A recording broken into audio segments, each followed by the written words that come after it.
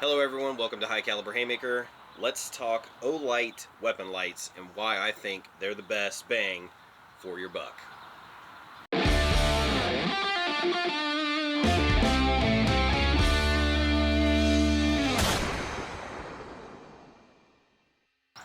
Alright everyone, let's get into it. If this is your first time here, please hit that subscribe button. And if you're a returning viewer, thank you for coming back. We have some really cool reviews coming up, especially with the new Smith & Wesson FPC carbine. I know it's been out for a couple weeks, but we put quite a few rounds through it at the range today. And I'm looking forward to getting that together for you guys.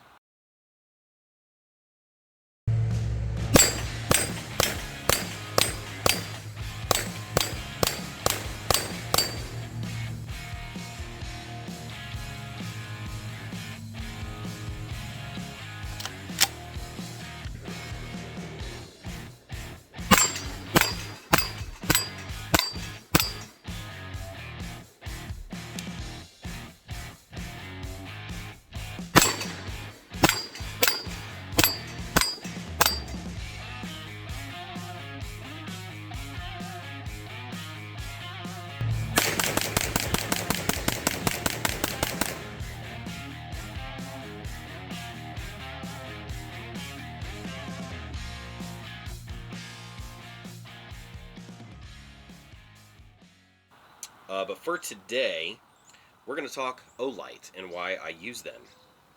First reason is probably the biggest one is the functionality. Is it doesn't necessarily limit you like most firearm lights do with mounting it to your Picatinny rail. So sometimes you either have too much gap or it's too close, but with these they give you a little bit more options, and we'll get into that in just a second, but as well as how they are rechargeable. And some people look at that as a negative, thinking that you have to charge it after every use and all this kind of stuff. I'm telling you, this will last a very, very long time on its own single charge.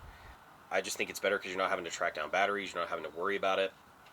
And even if you are kind of worried about, like, hey, I've used this light quite a bit recently, I'm probably going to have to change my batteries. With this, you can simply just throw it on the charger and be done. So, of course, you've seen the Taurus TX22 if you've been here before. We did a full review on that, but I did slap the Baldier S on there. That's typically on my 380 EZ, the Performance Center, which is one of the reviews I mentioned, which will be coming soon to the channel. But I put it on the Taurus here today because I did bring it out to the range and just wanted to make sure we had something out there for you. Now, it does have a laser as well. That's why it's typically not on this firearm, because it has a red dot. When you have a red dot, you don't need a laser. If you have a laser, you don't really need a red dot. So that's just my view on that one. And then with the new Smith & Wesson 5.7, which we also recently did a review on, that one does have batteries, but I will get into why I chose that specific one for the 5.7. But to start out, we're going to go kind of back in time to where we did the shotgun review video, and you would have seen this. This is the Olight Odin, and this was on my American Tactical 12 gauge. You could also use this for an AR. It comes with a Picatinny mount, and the reason it's slotted like this is because you can either mount it to the bottom or you can mount it to the side. It also has the cap with the wire to the paddle where you can press it to illuminate it. You know, when you're holding your AR, you can press it with your thumb or however you have your setup.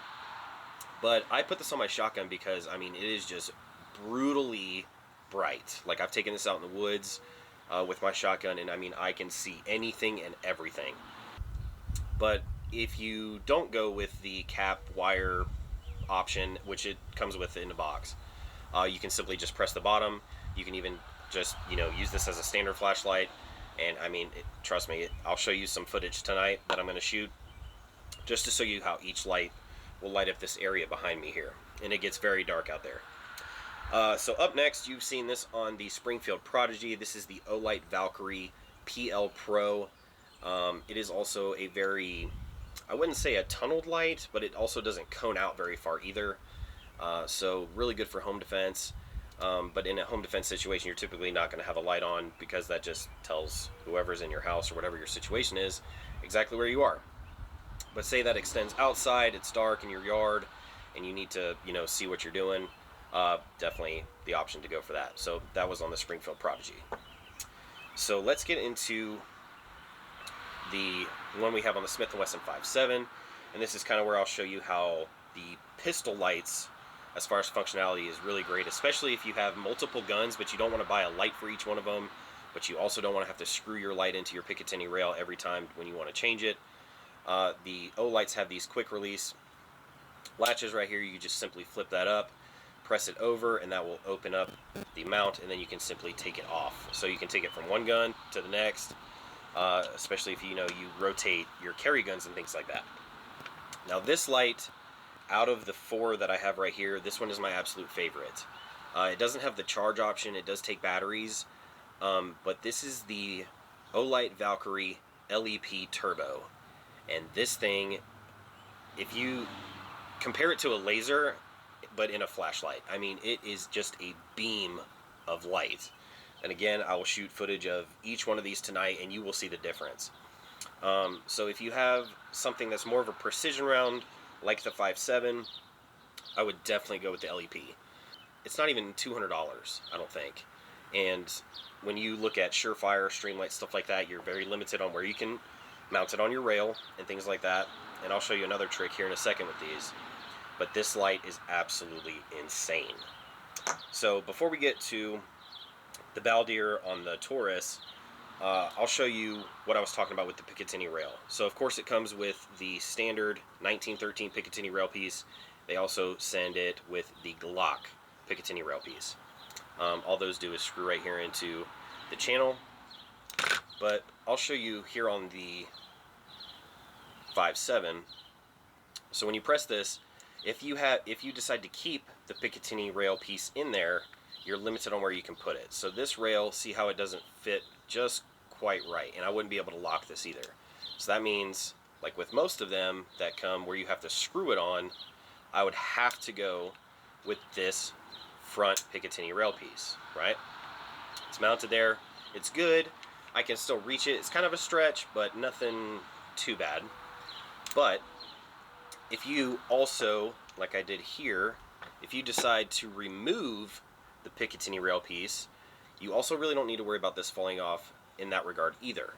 So for those of you who have children who have like a scooter or a bicycle, you'll notice that they have this like quick latch as well, and then you twist it to tighten it. This is similar. So what you would do is there's a screw on this side. You can twist it. I turn it maybe 2 or 3 times max, and then I won't use the Picatinny rail piece, so I can mount the light wherever I want to on the Picatinny rail, and the pressure from tightening that screw will lock it into place, and now you can see the light is flush against the trigger well here, which makes it very comfortable, reachable, and like I said, overall functionality is wonderful. Because again, if you have one that screws on, well, first of all, it's pretty much mounted to that gun unless you really want to take it off every single time, but also you're limited on what slot you can put your light on. Which leads me to the O-light on this Taurus TX22. This is the Baldir S. So a lot of firearms, especially compacts, have a single Picatinny rail spot. So in that regard, I still leave it in there, but this one allows you to push it forward and backward. So while it's in the unlocked position, you can slide the light forward and back along that section, as well as remove it all the way if you don't want to remove the latching component and just charge it that way. If you see it has a circle like this on the bottom, it's chargeable. So you can just slide it on, and even if there's like that little one notch that just feels a little bit more comfortable, you have that option. So really good, especially when you have those with the single Picatinny rail slot and you want it to really fit. Now I already know the next question you're thinking. Okay, cool, Lance, you have all these different O-lights, but you know, most firearm holster makers typically go off Streamlight, Surefire, and things like that.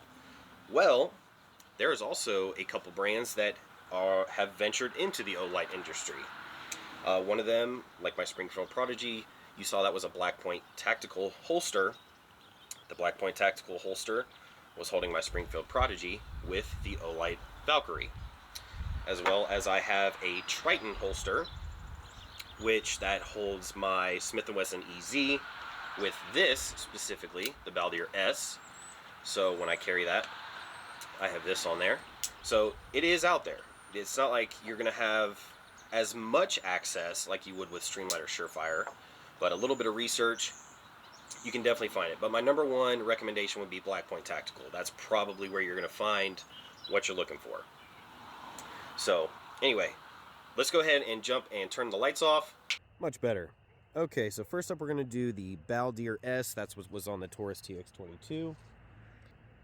I'll hold it right in front of the camera here so you can see it. Very effective. Does pinpoint a little bit, and then it obviously flares out to the sides, like kind of cones out. But for a compact pistol, things like that, perfect for it. And I will go ahead and switch it to the laser setting so you can see that. That's on that shed you just saw in the back of the lighting there.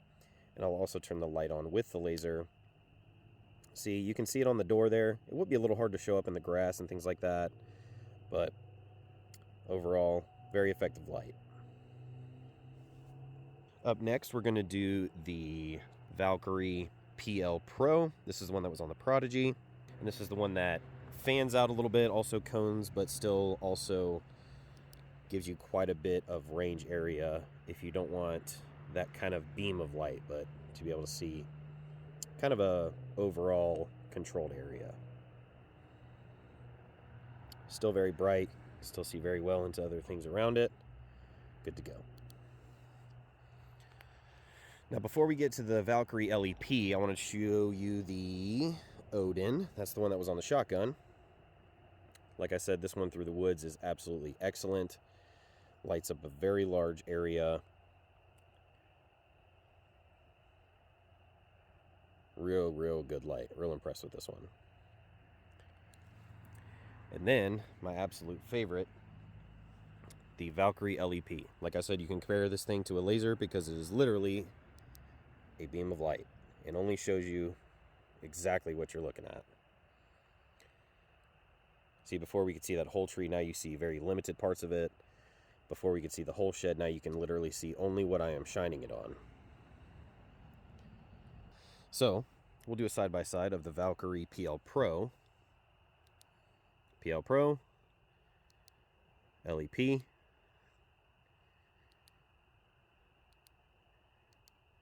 Big difference between the two.